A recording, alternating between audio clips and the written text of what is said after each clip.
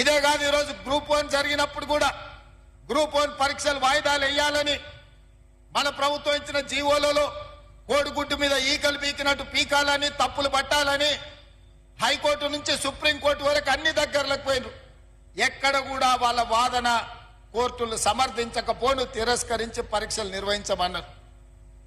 లక్షలాది మంది నిరుద్యోగ యువకులు గ్రూప్ 1 పరీక్షలకు ప్రిపేర్ అవుతుంటే పరీక్షలు నిర్వహించమని ధర్నాలు చేసిన వాళ్ళు పరీక్షలు వద్దు అని కృత్రిమమైన ధర్నా ఒక రాజకీయ పార్టీ ప్రేరేపించిన ధర్నా చేస్తే నథింగ్ డూయింగ్ అని గ్రూప్ 1 పరీక్షలు నిర్వహించిన, మెయిన్ ఎగ్జామ్స్ కూడా నిర్వహించిన.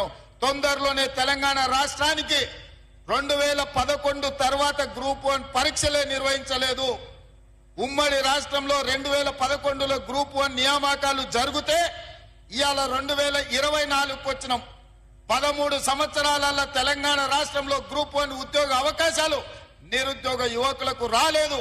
ఆనాటి ప్రభుత్వం 2017లో నోటిఫికేషన్ ఇచ్చిన పరీక్షలు నిర్వహించకుండా వాయిదాలు పెట్టుకుంటూ నిర్వహించిన పరీక్షలు ప్రశ్నాపత్రాలు జిరాక్స్ సెంటర్లలో అమ్ముతుంటే ఆ రోజు ఖచ్చితంగా మాట ఇచ్చిన అధికారంలోకి వచ్చిన ఎంబడే గ్రూప్ 1 పరీక్షలు నిర్వహిస్తాం, ఖాళీలను భర్తీ చేస్తామని ఇవాళ గర్వంగా నేను చెప్తున్న. తెలంగాణ పబ్లిక్ సర్వీస్ కమిషన్ సంబంధించిన ఈ రోజు రిటైర్ అవ్వబోతున్న మహేందర్ రెడ్డి గారు చైర్మన్ గా చాలా దీక్షతో ఈ పరీక్షలను నిర్వహించి ఈ రోజు మెయిన్ ఎగ్జామ్స్ కూడా కంప్లీట్ చేసిన. తొందరలోనే 563 మంది గ్రూప్ 1 అధికారులను ఈ తెలంగాణ నిర్మాణంలో భాగస్వాములను చేయబోతున్నాం.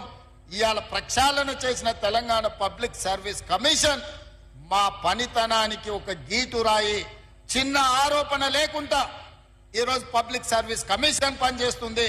మహేందర్ రెడ్డి గారి స్థానంలో సర్వేల్ రెసిడెన్షియల్ నుంచి ఐఏఎస్ పొందిన అతి నిరుపేద కుటుంబం నుంచి వచ్చిన ఒక ఐఏఎస్ ఆఫీసర్ బుర్రా వెంకటేశంని 3.5 సంవత్సరాలు ఇంకా ఐఏఎస్ ఉన్నా అతన్ని ఈ రోజు పబ్లిక్ సర్వీస్ కమిషన్ చైర్మన్ గా ఎందుకు వేసిన అంటే ఈ పరీక్షలను చిత్తశుద్ధితో పారదర్శకంగా నిర్వహించాలని ఒక సీనియర్ ఐఏఎస్ ఆఫీసును ఇవాళ పబ్లిక్ సర్వీస్ కమిషన్ చైర్మన్ చేసిన.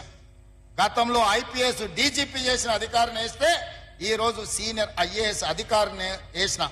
మేము పొలిటికల్ రీహాబిలిటేషన్ సెంటర్ గా మార్చదలుచుకోలే పబ్లిక్ సర్వీస్ కమిషన్ అంటే. పబ్లిక్ సర్వీస్ కమిషన్ అనేది ఒక ఉన్నతమైన సంస్థ, ఒక ఉన్నతమైన వ్యవస్థ. అక్కడ పనిచేసే వాళ్లకు చిత్తశుద్ధి ఉండాలి, అవగాహన ఉండాలి, చదువు పట్ల శ్రద్ధ ఉండాలి. నియామకాలు చేపట్టే వాళ్లను ఇవాళ వాళ్ళు పోటీ పరీక్షలకు ప్రశ్నపత్రాలు తయారు చేస్తే వాళ్ళకి చదువు ఉండాలి. గతంలో పబ్లిక్ సర్వీస్ కమిషన్ మెంబర్స్ ఎవరయ్యా అంటే ఆర్ఎంపీ డాక్టర్ను పెట్టినరయా. గ్రూప్ 1 ఎగ్జామ్ నిర్వహించేటోడు ఆర్ఎంపీ డాక్టరు, డిప్యూటీ తహసీల్దారు, ఇట్లాంటి వాళ్ళను పబ్లిక్ సర్వీస్ కమిషన్ మెంబర్స్ గా గతంలో వేసారు.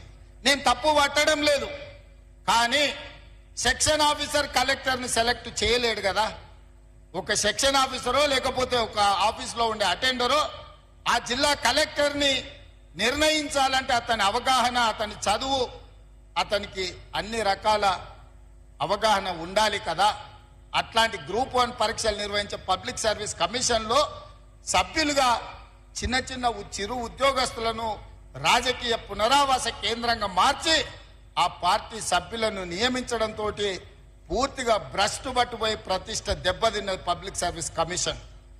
కానీ మన ప్రభుత్వం వచ్చినాక పబ్లిక్ సర్వీస్ కమిషన్ కంప్లీట్ గా ప్రక్షాళన చేసి ఉన్నత చదువులు చదువుకున్న వాళ్లను, ఉన్నత హోదాలు ప్రభుత్వంలో నిర్వహించిన వాళ్లను సభ్యులుగా చైర్పర్సన్స్ గా నియమించడం ద్వారా ఈ రోజు ఎలాంటి ఆరోపణ లేకుండా నిర్వహించగలిగినాము అని అంటే ఈ ప్రభుత్వం యొక్క చిత్తశుద్ధిని మీ ద్వారా తెలంగాణ సమాజానికి నేను చెప్పదలుచుకున్నా. అదే విధంగా యూనివర్సిటీలకు